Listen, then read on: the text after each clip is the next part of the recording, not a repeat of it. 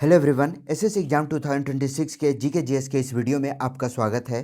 Friends, इस video series में SSC के द्वारा अभी हाल में पूछे गए एडिक्विटी के सभी क्वेश्चंस का subject wise topic wise detail explanation करेंगे। इससे पहले हम लोगों ने हिस्ट्री और पॉलिटी के क्वेश्चंस को डिस्कस कर रखा है, चैनल पर जाकर आप देख सकते हैं। आज से हम लोग ज्योग्राफी के क्वेश्चंस को डिस्कस करेंगे। तो जिन्होंने अब तक चैनल को सब्सक्राइब नहीं किया है, प्लीज़ चैनल को लाइक शेयर एंड सब्सक्राइब जरूर करें। इसकी पीडीएफ हमारे टेलीग्राम चैनल द जीके 360 पर अवेलेबल होगी, आप इसे वहां से डाउनलोड कर सकते हैं। तो चलिए आज सोलर सिस्टम के क्वेश्चंस को डिस्कस करेंगे। तो आज का पहला सवाल है, why do season change throughout the year on earth? पृथ्वी पर वर्ष भर ऋतुएं क्यों बदलती है? ऑप्शन है चंद्रमा का गुरुत्वाकर्षण बल के कारण, पृथ्वी की धुरी का झुकाव, पृथ्वी के सूर्य से दूरी या पृथ्वी का घूर्णन। तो पृथ्वी जो है अपनी धुरी पर 23.5 डिग्री 23.5 डिग्री टिल्ट है यानी झुकी हुई है, जिसके कारण यहाँ ऋतु का परिवर्तन होता है। पृथ्वी पर जो ऋतु का परिवर्तन होता है वह धुरी के झुकाव के कारण होता है। ठीक है। चंद्रमा का गुरुत्वाकर्षण बल यह चक्रवात और प्रतिचक्रवात में काम करता है। पृथ्वी के सूर्य से दूरी ऋतु परिवर्तन का उसमें कोई खास अंतर नहीं है। पृथ्वी का घूर्णन जो है यह दिन और रात के लिए उत्तरदायी है। दिन और रात जो है वह पृथ्वी के घूर्णन के कारण होता है। तो बी इसका राइट आंसर है। नेक्स्ट क्वेश्चन है, what is the asteroid belt primarily composed of? क्षुद्रग्रह घेरे का मुख्यतः निर्माण किससे हुआ है? ऑप्शन है rock and metals, gas and ice, liquid water या वोल्केनो मैग्मा। तो क्षुद्रग्रह जिसे एस्टेरॉयड बेल्ट कहा जाता है, एस्टेरॉयड बेल्ट कहा जाता है, इसका निर्माण चट्टान और धातु खास करके इसमें लोहा और निकेल प्रमुख होता है। लोहा और निकेल, इसके साथ साथ बर्फ के कुछ पिंड होते हैं। बर्फ के पिंड से इसका निर्माण होता है एस्टेरॉयड बेल्ट। यह मंगल और बृहस्पति के बीच, क्षुद्रग्रह जो हैं मंगल और बृहस्पति के बीच पाए जाते हैं। तो राइट आंसर हो गया ए, रॉक एंड मेटल्स।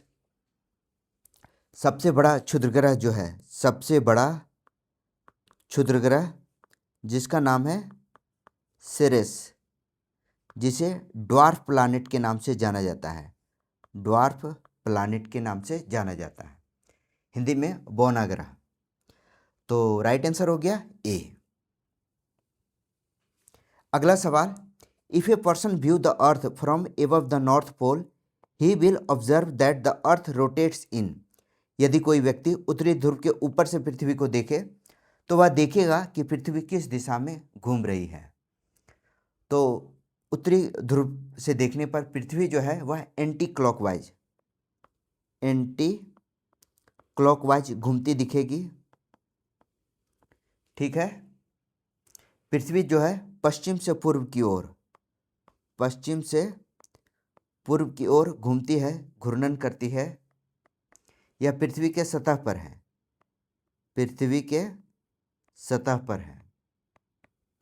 लेकिन ऊपर से देखने पर यह उल्टा दिखेगी। याद रखिएगा, शुक्र और यूरेनस ये दोनों जो ग्रह है, ये दोनों ग्रह क्लॉकवाइज घूमते हैं, क्लॉकवाइज रोटेट करते हैं। इस पर सवाल पूछा जाता है तो याद रखिएगा, इस क्वेश्चन का राइट आंसर होगा एंटी क्लॉकवाइज, यानी ए इसका right answer.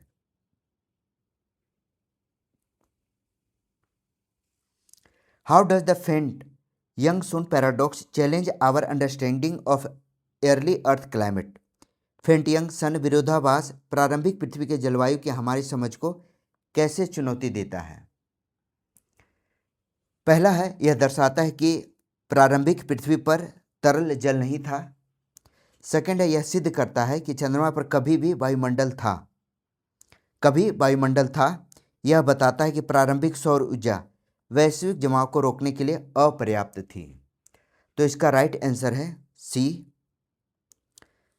It suggest that early solar output was too weak to prevent global freezing. तो अभी जो पृथ्वी है इस पर सूर्य की ऊर्जा आज से पहले 30% तक कम थी, 30% से कम थी। इतनी कम ऊर्जा से जो पृथ्वी जमी हुई थी बर्फ से, वह उसके लिए पर्याप्त नहीं थी। ठीक है, तो प्रारंभिक जो सौर ऊर्जा थे वह वैश्विक जमाव को रोकने के लिए पर्याप्त नहीं थी। भूवैज्ञानिक बताते हैं कि पृथ्वी पर तरल जल और जीवन था। तो संभावित इसका समाधान क्या हुआ? अधिक ग्रीन हाउस गैस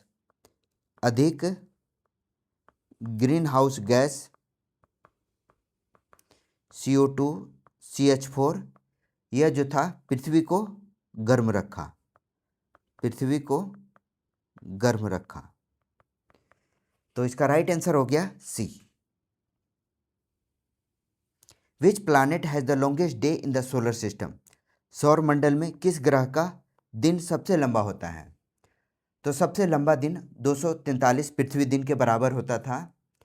यह है शुक्र अत्यंत धीमी घूमता है, अत्यंत स्लो है, इसके कारण इसे 243 दिन लगते हैं, 243 डेज। शुक्र का एक दिन एक वर्ष से भी लंबा है। शुक्र का वर्ष जो है वह 225 पृथ्वी दिन के बराबर है। ठीक है, सबसे छोटा बृहस्पति का है। बृहस्पति का कितना है? तो यह है लगभग 3 आवर्स।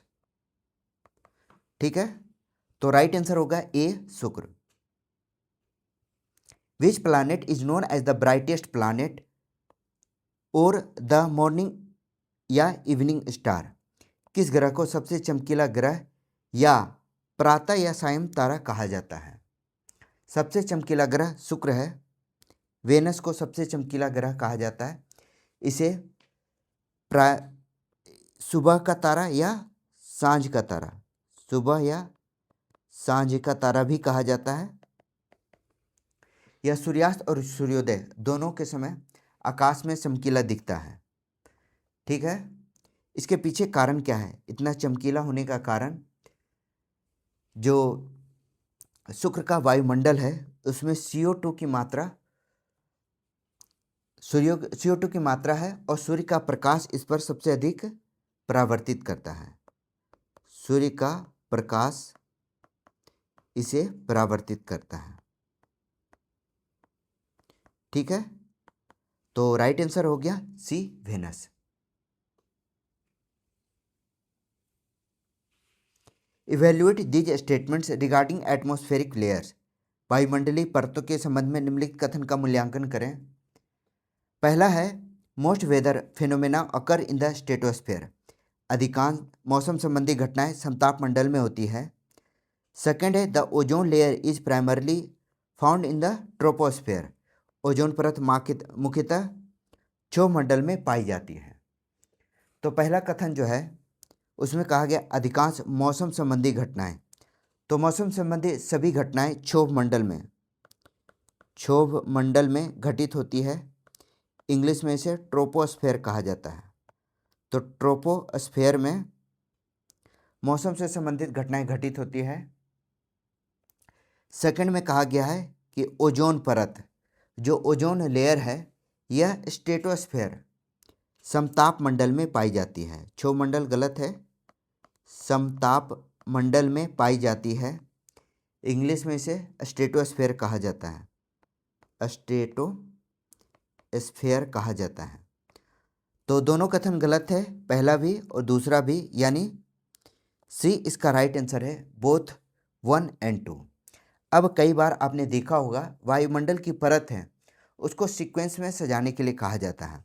तो इसका शॉर्टकट है, याद रखिएगा, TSMIE, तस्मई। ट्रेटोस्फेयर,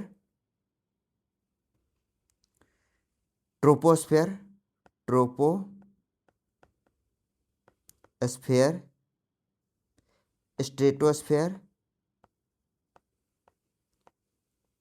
ठीक है, मेसोस्फेयर, ठीक है, आइनोस्फेयर और एक्सोस्फेयर। क्लियर है? तो याद रखना आसान होगा, यही इसका सीक्वेंस भी है। तो सी इसका राइट आंसर है। A communication satellite act like a television tower placed at a height of dash kilometre.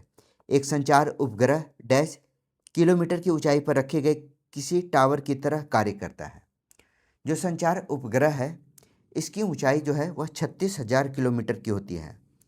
Exam term में इसका उपयोग किया जाता है 3.6 इंटू 10⁴ किलोमीटर, यानी 36,000 किलोमीटर की ऊंचाई पर जियो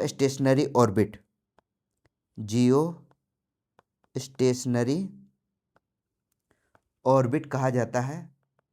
यह उपग्रह जो है पृथ्वी के साथ समान गति से घूमता है, इसीलिए इसे भू स्थिर कहा जाता है, क्योंकि यह पृथ्वी के साथ समान गति से घूमता है, समान गति से घूमता है।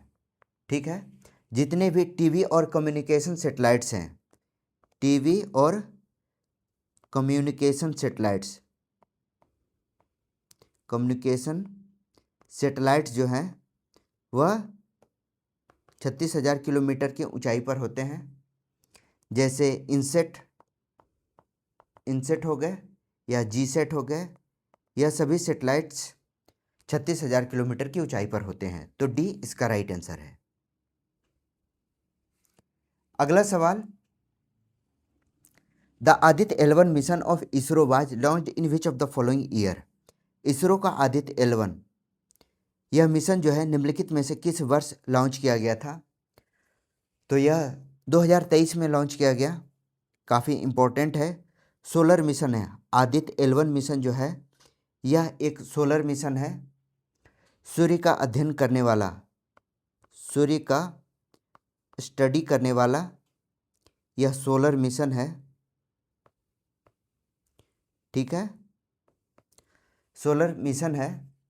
इसका L1 पॉइंट जो है जिसे इंग्लिश में लैग्रेंज पॉइंट कहा जाता है, लैग्रेंज पॉइंट कहा जाता है।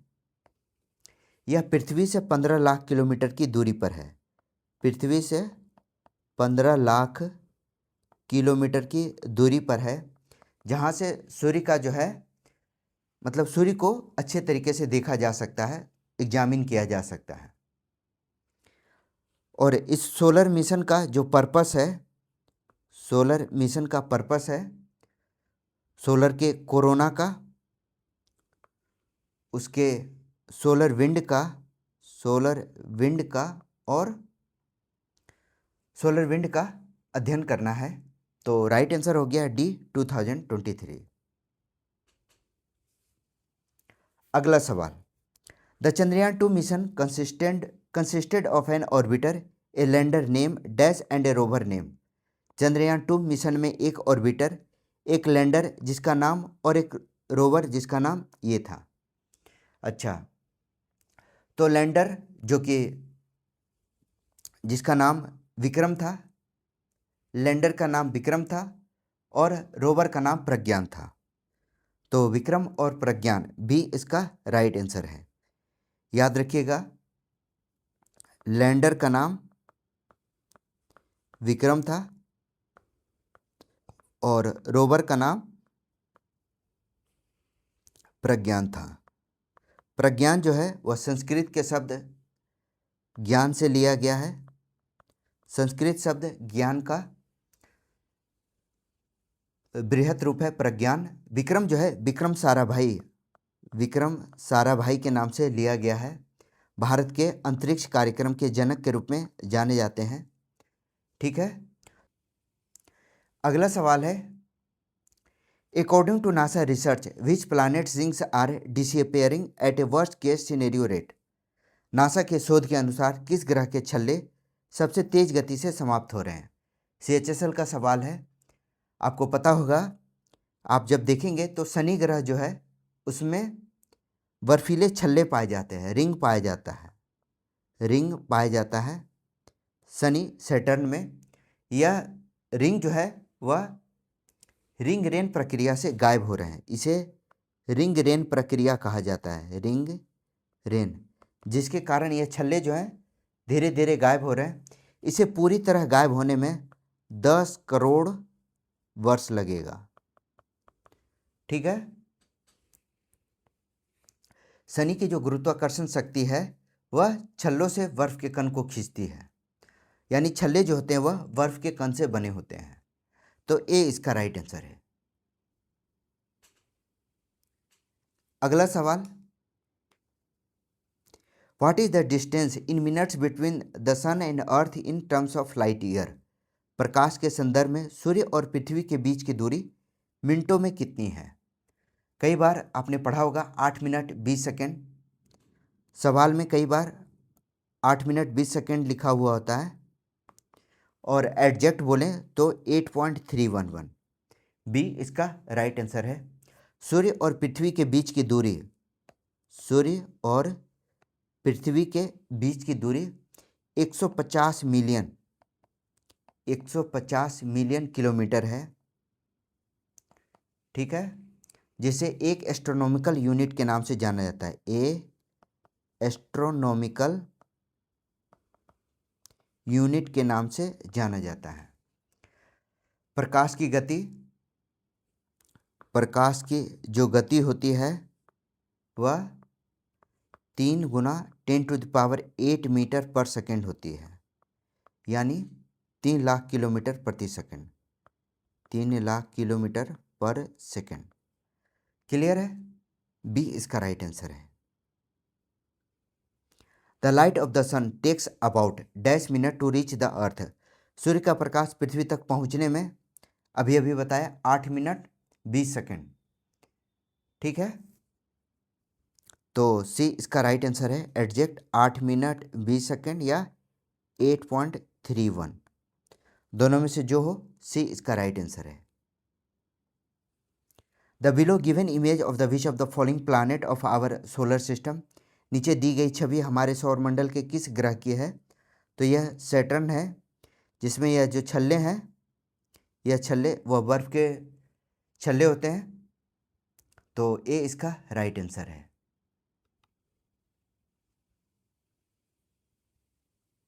नेक्स्ट क्वेश्चन है, the most popular argument regarding the origin of the universe is the dash.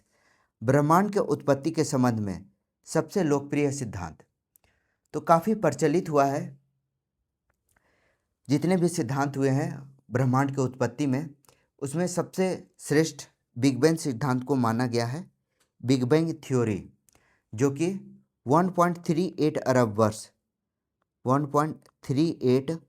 अरब वर्ष पहले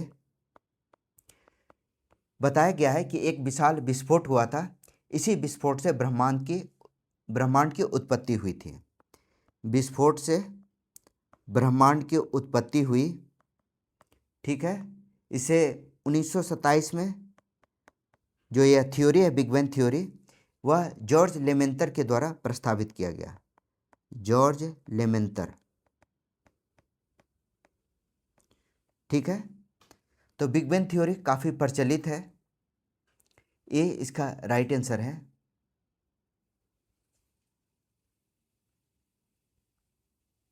विच of the following statement is correct regarding star. तारों के संबंध में निम्नलिखित में से कौन सा कथन सही है।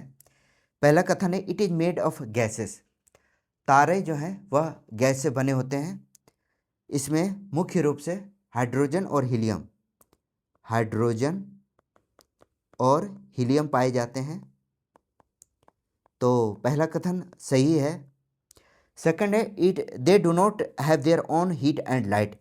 इनमें अपना ताप और प्रकाश नहीं होता है। दूसरा कथन गलत है, तारों का अपना ही प्रकाश होता है। इनका अपना प्रकाश और इनका अपना ताप होता है, जिसके कारण ये चमकते हैं। यह भी नाभिकीय फिजन के ऊर्जा उत्पन्न करते हैं, न्यूक्लियर फ्यूजन के द्वारा अपनी जो एनर्जी है वो प्रोड्यूस करते हैं। तो इसका राइट आंसर हो गया ओनली वन इज करेक्ट, ए इसका राइट आंसर है। विच of the following statements is correct regarding a star, तारों के संबंध में निम्नलिखित कथन क्या सही है। अच्छा, रिपीट क्वेश्चन है। नेक्स्ट क्वेश्चन है, within dash years from the big bang temperature drop to 4500 kelvin and gave rise to atomic matter the universe became transparent. Big bang के डैश वर्षों के भीतर तापमान 4500 केल्विन तक गिर गया और परमाणु पदार्थ बना, जिसे ब्रह्मांड पारदर्शी हो गया। तो यह बिग बैंग के लगभग 3 लाख वर्षों के बाद, लगभग 3 लाख वर्ष के बाद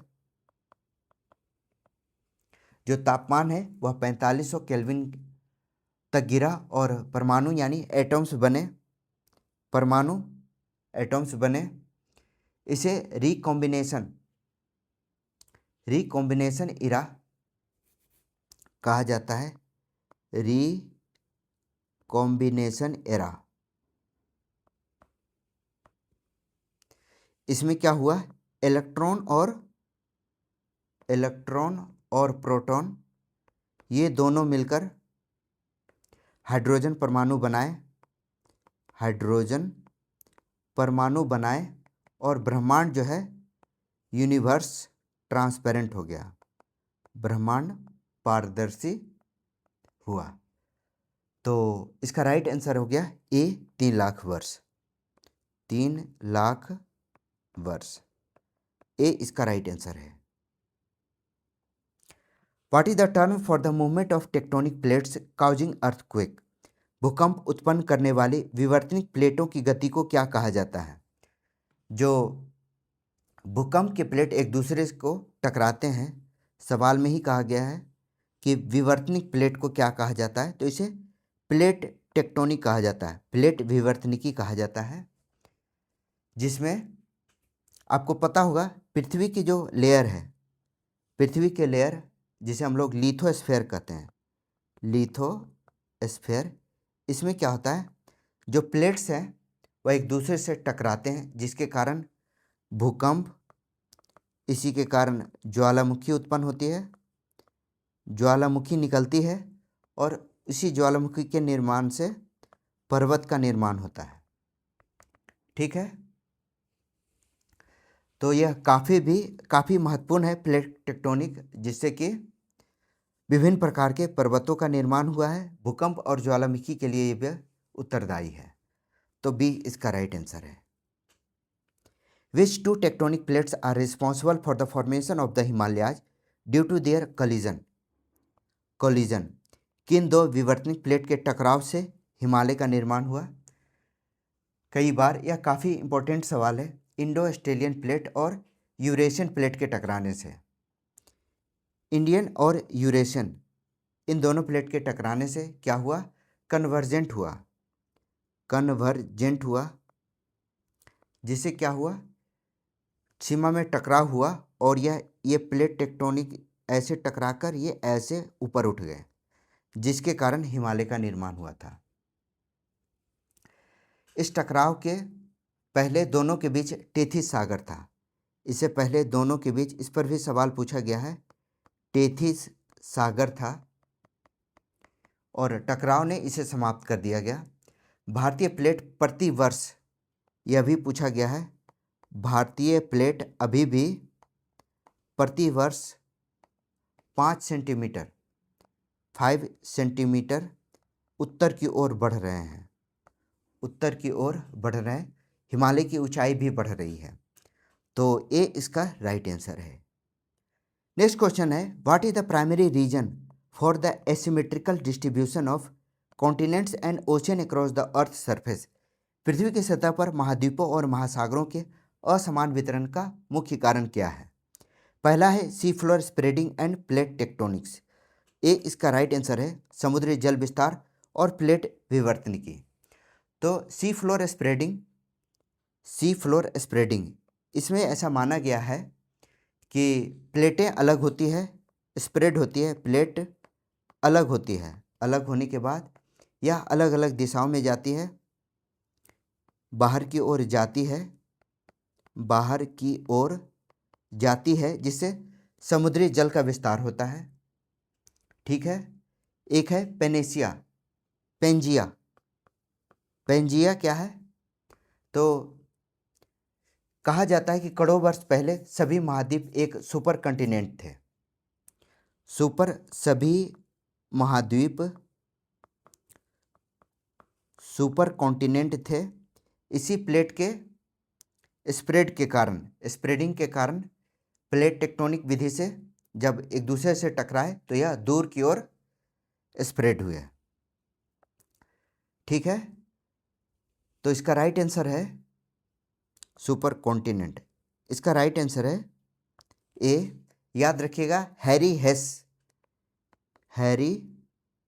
हेस जो है इस सी फ्लोर स्प्रेडिंग थ्योरी के